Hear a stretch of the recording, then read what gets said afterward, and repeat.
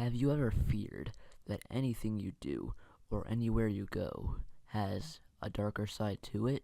Well, get ready for this creepypasta. My grandmother grew up in the slums of Prohibition-era Chicago. Her family lived in a small house near the harbor, and one of her earliest memories was a particularly hot summer when, seeking respite from the heat, she and her sister discovered a seldom-used section of boardwalk near an abandoned warehouse. Every night for several weeks, the two girls would make their way down to the docks and sit together on the edge of the pier as the sun went down.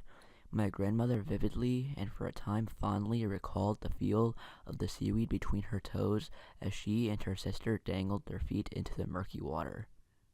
It wasn't until years later that she returned to the pier and found that the warehouse had been demolished.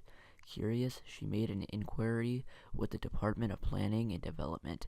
Apparently, the warehouse had been owned for a time by the mob, who was using it as a base of operations for a local prostitution racket.